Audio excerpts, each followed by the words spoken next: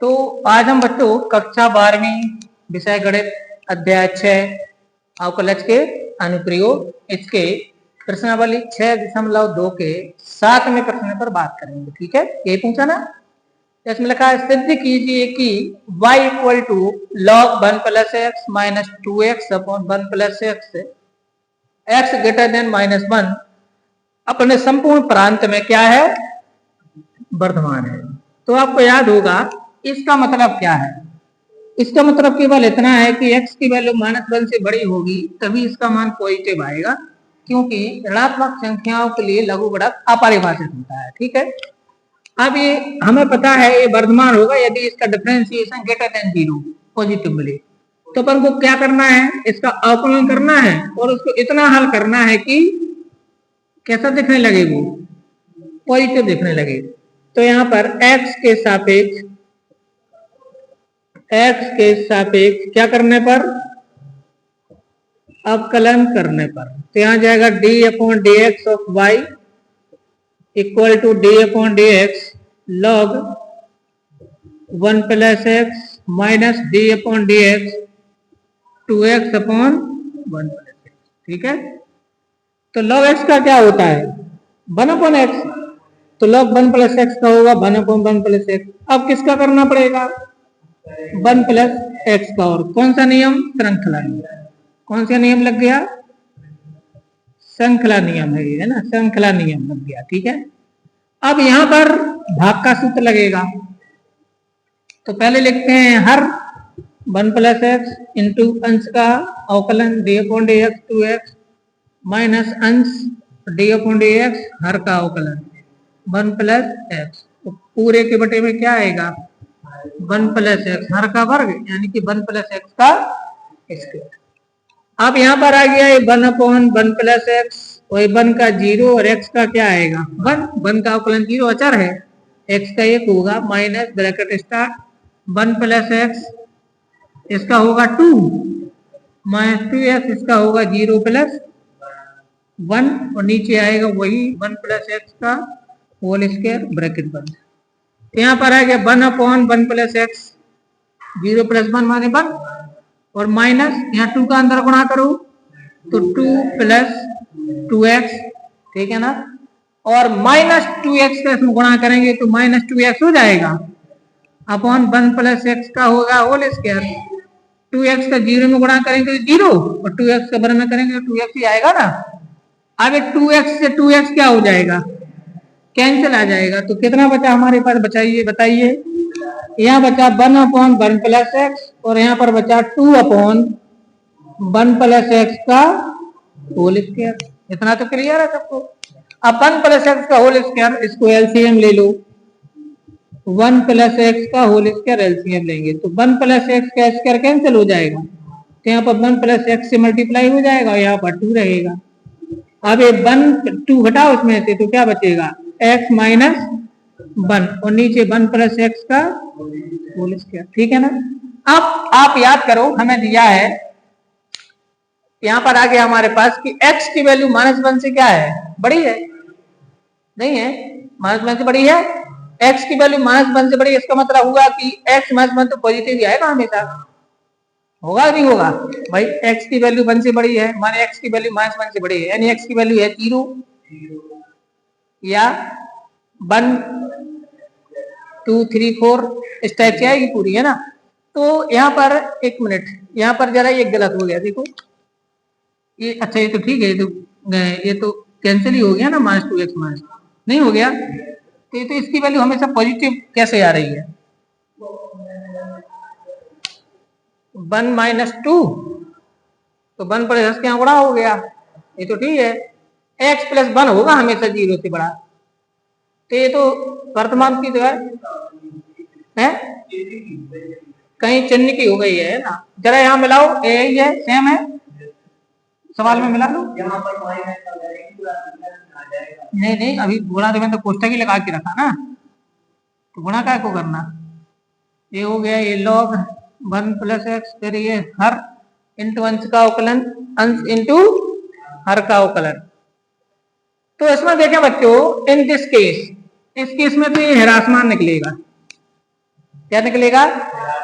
तो यहाँ पर सवाल में 2 + x है तो इसको सुधार देते हैं अपन। कितना है?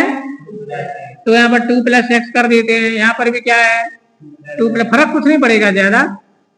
2 + x यहाँ पर 2 + x, यहाँ भी क्या आएगा? 2 + x। तो यहाँ पर होगा कितना? ये तो 0, ये तो यही रहेगा। बस यहाँ पर क्या आएगा? 2 + x। देखते चलना यहाँ पर भी क्या आएगा? 2 + x। अब यहाँ पर 2 2 जा 4 नहीं आएगा 4, बाकी तो कोई फर्क पड़ेगा नहीं, ठीक है ना। और नीचे क्या आएगा? 2 + x। तो यहाँ पर 2 दूनी कितना हो गया? 4 हो गया, और ये धन 2x, और यहाँ पर ऋण 2x। यहाँ तक तो सही चल रहा है सब कि नहीं चल रहा है? अभी क्या आ जाएगा हमारे पास? यहाँ पर 2 + x आएगा। यहाँ पर कितना है? 4 है ना, नहीं आएगा। और यहाँ पर क्या आएगा हमारा? नहीं, तो अब लघुत्तम लेंगे तब तो अच्छे से गुना होगा उसका, नहीं होगा। और जब अपन लघुत्तम लेंगे ना इसका, तब लघुत्तम क्या आएगा? 1 + x × 2 + x का होल स्क्वायर। नहीं आएगा ऐसे 1 + x × 2 + x का होल स्क्वायर। तो यहाँ तक समझ आई है बात? अच्छा, इसमें तो यही है, ये तो नहीं बदला। चलिए अपना सही हो गया इतना। चलो अब यहाँ से अपन इसको फिर से कर लेते हैं, ठीक है? ऐसे ही करें ना। तो हमारा यहाँ पर जो एलसीएम है वो क्या आ जाएगा? अब एलसीएम आ जाएगा हमारा, पहले इसको लिख लेते हैं, यहाँ पर लिख लेते हैं पहले। यहाँ पर बचा हमारे पास 1/1 + x माइनस 4/2 + x का होल स्क्वायर। अब एलसीएम आएगा 1 + x × 2 + x का होल स्क्वायर। तो इसका यहाँ गुणा हो जाएगा 2 + x का होल स्क्वायर माइनस 4 × ऐसे आएगा ना। अब चलो इसका विस्तार कर लो, तो आ जाएगा a² + b² 2ab और प्लस b²। a² 2 का स्क्वायर 4 प्लस 2ab, तो 2 दूनी 4x प्लस b² और माइनस 4 - 4x। नहीं आएगा।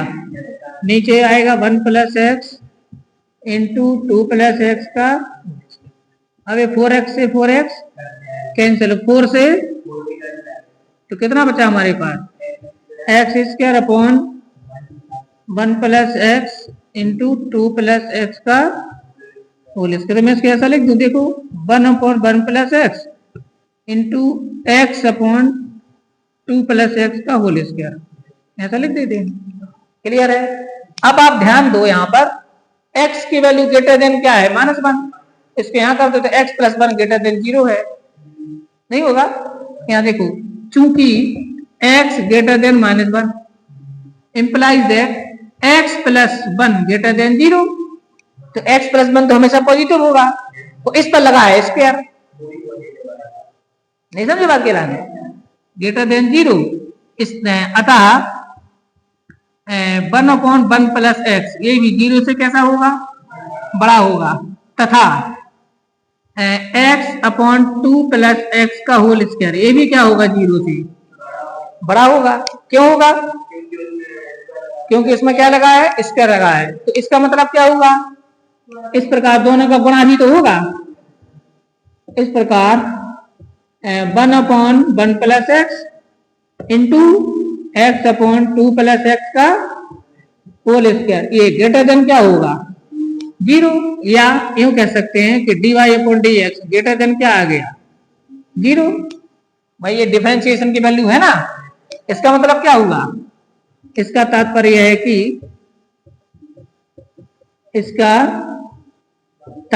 है कि जो y है ना, y ये अपने संपूर्ण प्रांत में कैसा है कि y अपने संपूर्ण प्रांत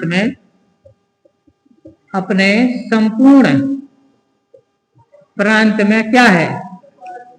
वर्धमान है। आया बात समझ में आपको? ऐसा करना है सवाल को, ठीक है ना। वो तो आपको तब तक दिखाना है जब तक कि वो पॉजिटिव ना दिखने लगे। अब अपन आ जाते हैं प्रश्नावली 6.2 के प्रश्न क्रमांक 9 पर। ठीक, प्रश्न क्रमांक 9 में दिया है बच्चों, सिद्ध कीजिए 0 से π/2 बंद अंतराल क्लोज इंटरवल 0 to π/2 में y equal to 4 sin theta upon 2 plus cos theta minus theta क्या है, थीटा का वर्धमान फलन है। तो हमें तो पता है कि हमें तो इसका डिफरेंशिएशन ग्रेटर देन 0 दिखाना है।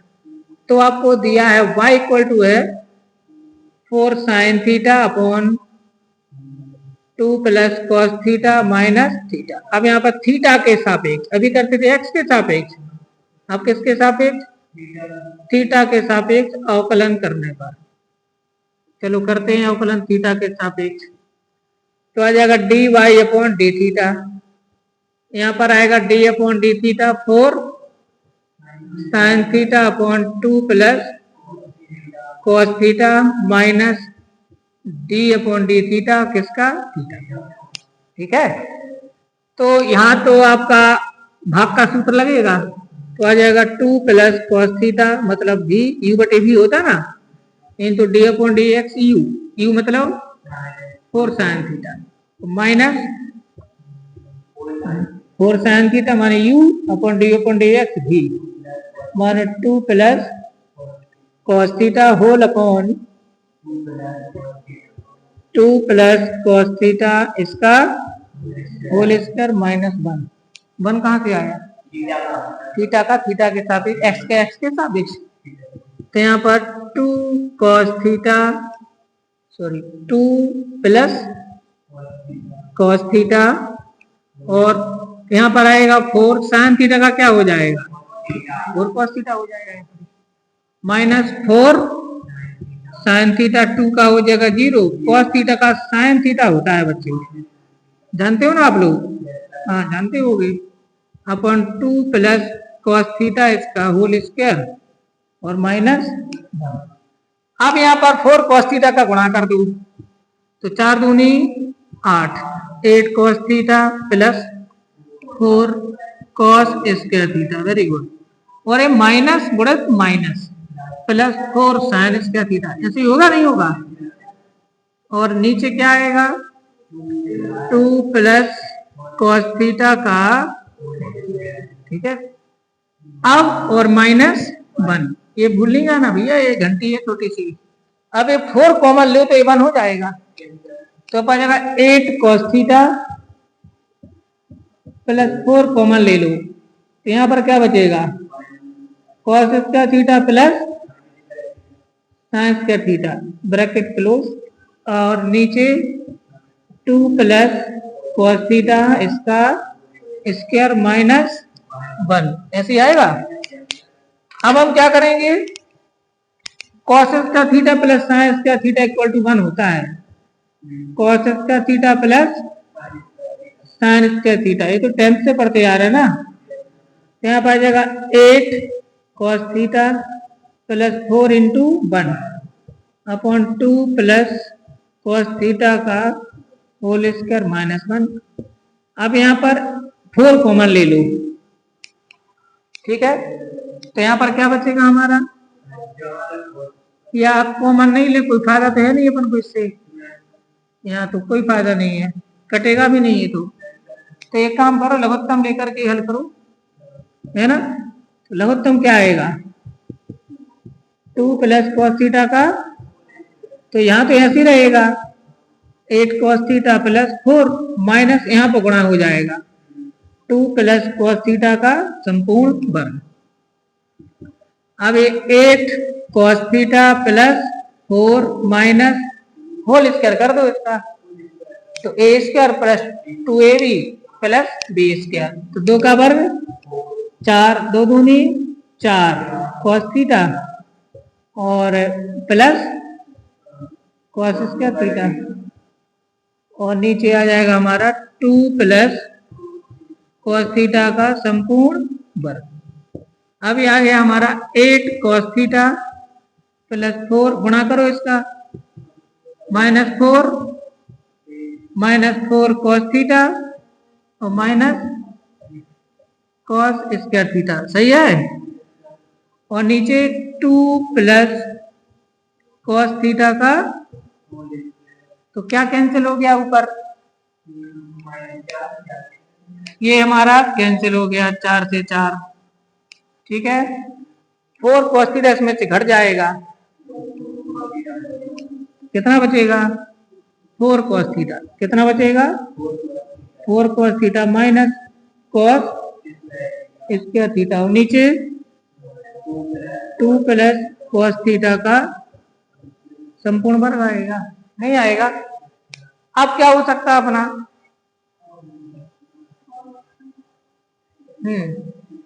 अब अपन को, चूंकि अपन को होल स्क्वायर तो बनाना पड़ेगा, नहीं बनाना पड़ेगा, नहीं बनाना पड़ेगा, तो एक काम, हाँ बोलो। नहीं, खोलने से कोई फायदा नहीं होगा, हमें इसको दिखाना है वर्धमान, वर्धमान मतलब ग्रेटर देन 0 नहीं चाहिए, तो ग्रेटर देन 0 के लिए मैं आपको बता रहा हूं। अब ये क्या होगा इसमें, अब इसको अपन क्या करते हैं, ये इसको कॉमन लें तो -4/2 प्लस कॉस थीटा का होल स्क्वायर बनेगा, वो वहां पर -4 देखो अपन क्या करें, हमें पॉजिटिव दिखाना है ना। एक काम करो, यहाँ पर आप कॉस थीटा कॉमन निकालो, तो यहाँ पर क्या बचेगा? 4 minus cos theta upon 2 plus cos theta का होल स्क्वायर। ये आ गया, इतना समझ आ गया।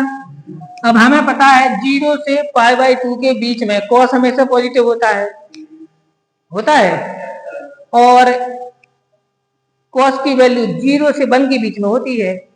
तो यहाँ पर 4 में से कुछ भी घटेगा तो आंसर प्लस में आएगा, नहीं आएगा? नहीं आएगा। तो यानी कि ए भी पॉजिटिव है, ए भी पॉजिटिव और ए भी पॉजिटिव है, इस पर तो स्क्वायर लगा ही है कि नहीं लगा है? ये बात आपके समझ में आ गई कि नहीं आ गई? बात क्लियर है ना? तो एक cos थीटा की वैल्यू लेस देन 1 होती है ना, लेस देन 1 होती है, ठीक है ना। तो यहाँ पर क्या लिखेंगे, थोड़ा दिखाने के ऐसा लिख देते हैं कि cos theta upon 2 plus cos theta का होल स्क्वायर है ना, और इंटू 4 माइनस cos थीटा, ऐसा लिख देते हैं। तो ये तो हमेशा पॉजिटिव होगा।